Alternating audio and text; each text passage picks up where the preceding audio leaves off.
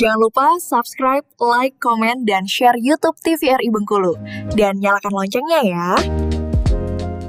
Ya, pemirsa, Anda kembali bersama kami tentu saja masih di Berendo. Kita kembali lagi tadi menyambung obrolan yang terputus dengan Pak Rizal ya. Bapak tadi kan kita tanya ke Duta Literasinya langsung saat ini sebenarnya mereka sukai kalau dari versi Umay tadi dia suka yang sisi ada hiburan-hiburannya gitu ya.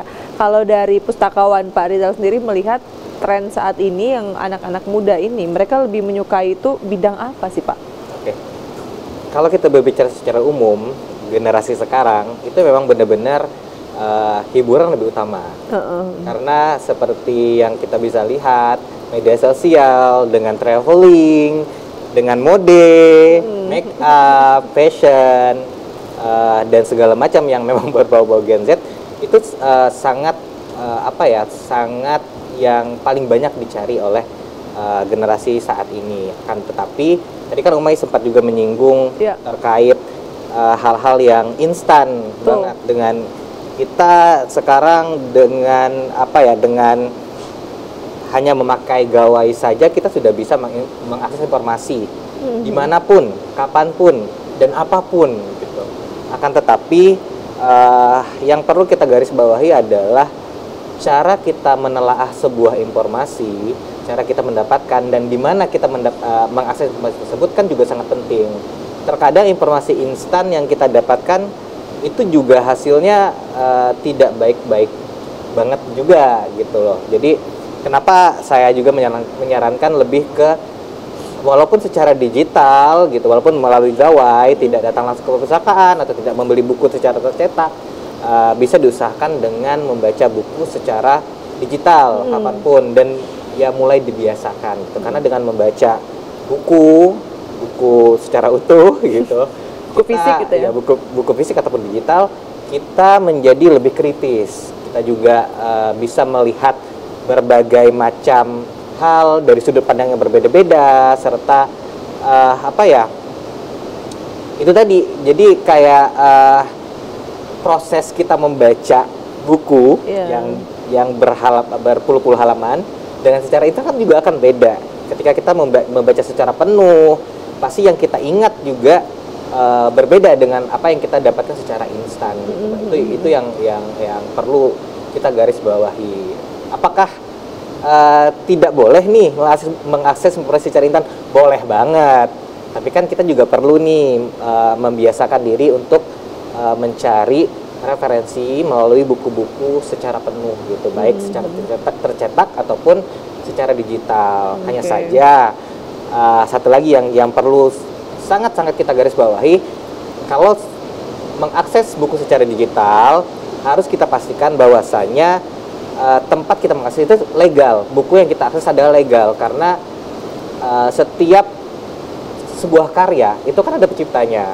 Nah, itu kan juga penuh tenaga untuk menciptakan sebuah karya. Jadi kita juga harus menghargai karya-karya dari seseorang, mungkin dengan membeli ataupun membaca buku di platform-platform yang resmi.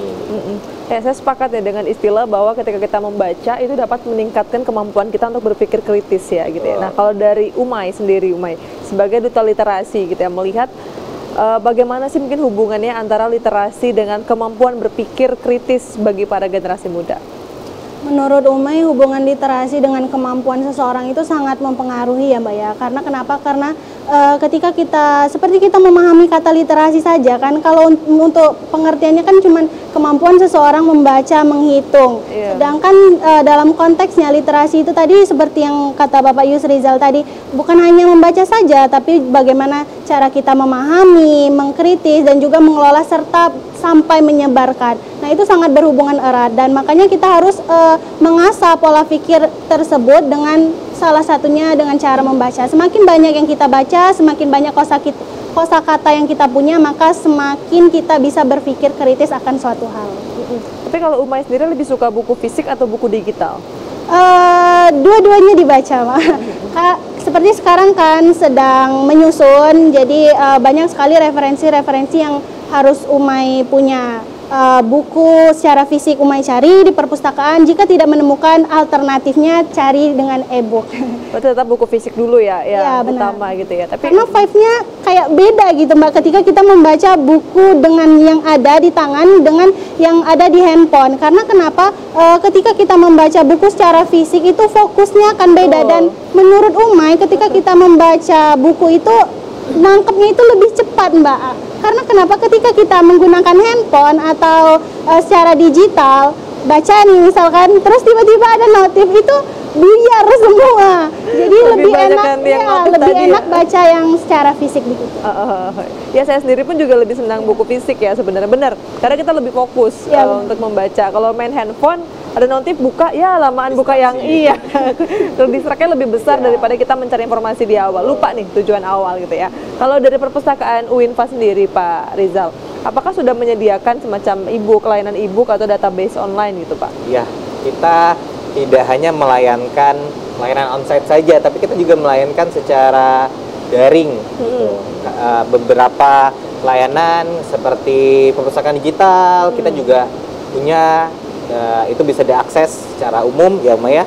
Terus kita juga berlangganan beberapa jurnal, misalnya kebutuhan akademik, baik mahasiswa ataupun dosen siklus akademika di UIN Bengkulu juga kita penuhi melalui langganan jurnal-jurnal digital gitu. Ya, kalau dari literasi nih Pak, ini kan tadi kan kita berbicara literasi kan bukan hanya pada mahasiswa yang saat ini sedang menyusun skripsi tugas akhir aja ya, tapi juga di mahasiswa awal. Apakah ada perbedaan tuh Pak dari perpustakaan sendiri ketika dia strateginya, ketika menyasar ke anak-anak yang baru masuk kampus gitu ya, mengenal kehidupan kampus, dengan mahasiswa yang sudah hampir tamat ya? Apakah ada Pak perbedaan strateginya untuk mendapatkan minat mereka gitu? Oke. Kalau dari strategi sebenarnya kita tidak bisa membedakan mau mahasiswa tingkat awal ataupun akhir, karena mereka kebutuhan sama ya, kayak gitu. Kebutuhan belajar juga sama gitu. Akan tetapi kita juga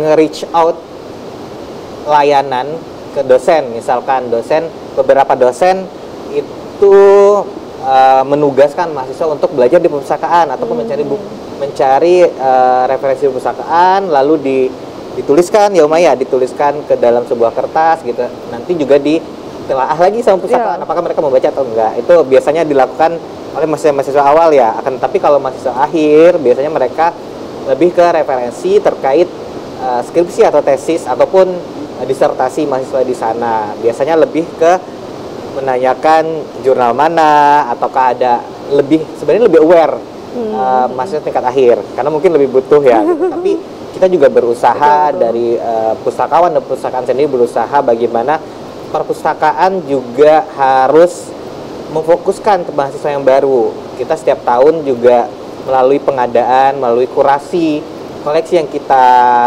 adakan gitu, dengan menyebarkan kuesioner apa nih yang dibutuhkan oleh pemustaka gitu. Terus ke dosen-dosen bahan ajar seperti apa yang bapak ibu pakai gitu, sehingga kita juga melayankan hal tersebut. Karena kalau belajar dan harus membeli buku ya, saya pribadi pun kayak kalau ada di perpustakaan kenapa saya harus beli sendiri gitu.